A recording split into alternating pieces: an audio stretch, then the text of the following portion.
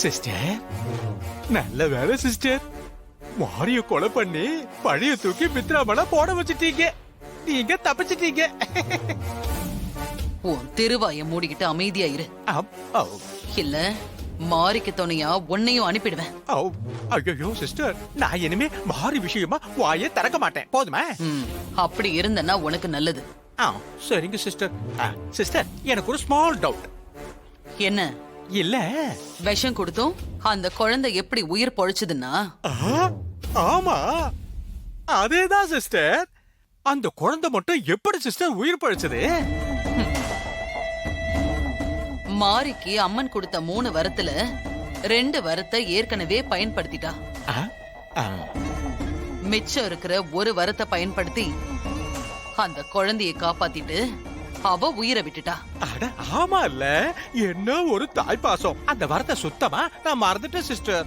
பல 1000 கோடி மதிப்புள்ள அந்த வைரத்தை மாறி எங்க மறைச்சு வச்சிருக்கானே தெரியலையே. அத எப்படியாவது கண்டுபிடிக்கணும். சிஸ்டர், அந்த வைரத்தை மாறி எங்க மறைச்சு வச்சிருக்கான்னு எப்படி சிஸ்டர் கண்டுபிடிக்கிறது?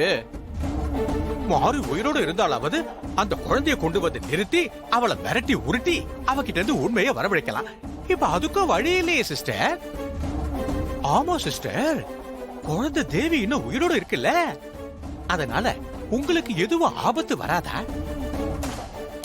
சிஸ்டர்? இப்பதான் மாறி இல்லையே, அந்த குழந்தைய முடிச்சலாமா சிஸ்டர்? வேண்டாம். இப்போ அந்த குழந்தைக்கு ஏதாவது ஆபத்து ஏற்பட்டா சூர்யாவுக்கு ஏன் மேல சந்தேகம் வந்தாலும் வந்துரும். சூர்யாவுக்கு வரலனா கூட அந்த துப்புரிய சிங்க சுத்திக்கிட்டு தெரியுது பாருங்க, அது சந்தேகத்தை கிளப்பி விட்டுரும். ஆமாமா. ஆமா. அப்புறம் மாறி இல்லாததால அந்த குழந்தை தேவிய கொலை பண்றதுல எந்த சிரமமும் இருக்காது. அதனால அந்த குழந்தைய அப்புறமா கவனிச்சுக்கலாம். முதல்ல அந்த வைரம் எங்க இருக்குன்னு தேடி கண்டுபிடிக்கணும்.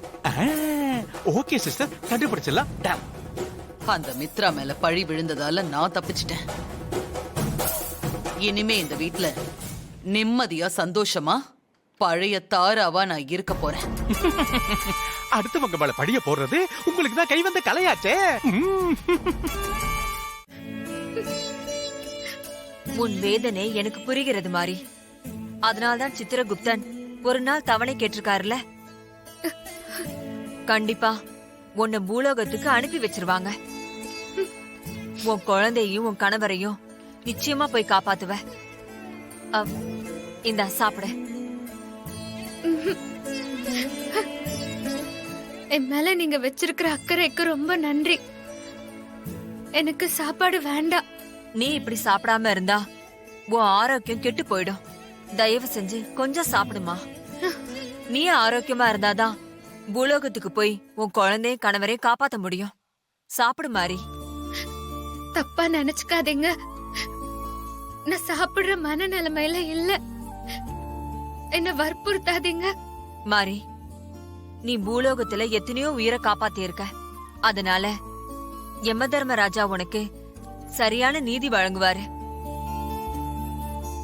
நீ பூலோகம் போறதுக்கு அவரு நிச்சயமா உனக்கு நல்ல வழி காட்டுவாரு. நீ பூலோகத்துக்கு போய் உன் குழந்தைய கணவரையும் காப்பாத்தலாம். இப்ப நீ முதல்ல சாப்பிடுமா. வேண்டாம். நான் தான் சொல்றேன்ல.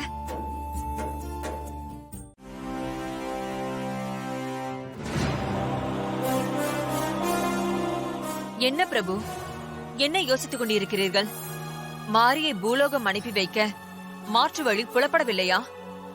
சித்திரகுப்தனும் விசித்திரகுப்தனும் வழி கண்டுபிடித்துக் கொண்டு வருவார்கள். அதற்காகத்தான் காத்திருக்கிறேன்.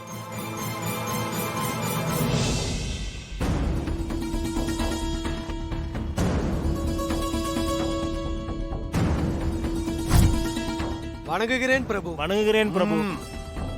வணக்கம் எல்லாம் இருக்கட்டும். மாரியை பூலோகம் அனுப்ப மாற்று வழியை கண்டுபிடித்தீர்களா? மகாபிரபு, பிரம்மதேவன் படைப்பில் உருவ ஒற்றுமையில் ஒரே மாதிரி 7 பேர் இருப்பார்கள் இல்லையா? இருப்பார்கள் தான். அதற்கென்ன? இல்லை பிரபு, மாரியின் உடலை எரித்து விட்டதால் மாரியின் உருவத்தைப் போலவே 6 பேர்கள் இருப்பார்கள் அல்லவா? அவர்களின் ஏட்டை புரட்டி பார்த்ததில் அவர்களுக்குள் உயிரை அனுப்ப இயலவில்லை. ஐயோ, அப்ப என்னால பூலோகத்துக்கு போக முடியாதா? மாறி, பதட்டம் அடையாதே. அவர்கள் இன்னும் சொல்லி முடிக்கவில்லை. சொல்லி முடிக்கட்டும். இதை சொல்லத்தான் ஒரு நாள் தவணை கேட்டீர்களா? அவசரப்படாதீர்கள் மகாபிரபு. மாற்று வழி கண்டுபிடித்திருக்கிறோம்.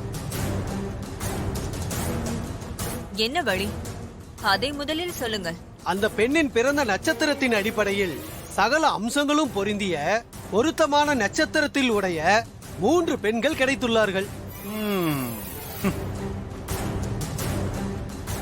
சிறப்பு சித்திரகுப்தா, வெகு சிறப்பு. மாரி, அந்த 3 பேரையும் நாம் பார்க்கலாம். அந்த 3 பேரில் யார் உடலுக்குள் செல்ல வேண்டும் என்பதை நீயே முடிவு செய். அந்த உடலுக்குள் உன்னை நான் அனுப்பி வைக்கிறேன். எனக்கு என் குழந்தையையும் ஹஸ்பண்ட் சரியும் காப்பாத்தணும். எம்ம தர்மராஜா, அதுக்காக நீங்க எந்த உடம்புக்குள்ள போ சொன்னாலும் நான் போறேன் தர்மராஜா. உத்தமமான முடிவு மாறி. எனக்கும் உன் முடிவே சரியென தோன்றுகிறது. சித்திரகுப்தா, சொல்லுங்கள் பிரபு. அந்த லிஸ்டில் இருக்கும் அந்த முதல் பெண்ணின் பெயர் என்ன? முதல் பெண்ணின் பெயர் ஜெனிஃபர். பூலோகத்தில் வழக்கறிஞராக பணியாற்றிக் கொண்டிருக்கிறாள். மாரியை போல பேரன்பும் பெரும் கோபமும் கொண்டவள். எல்லோரும் பாருங்கள்,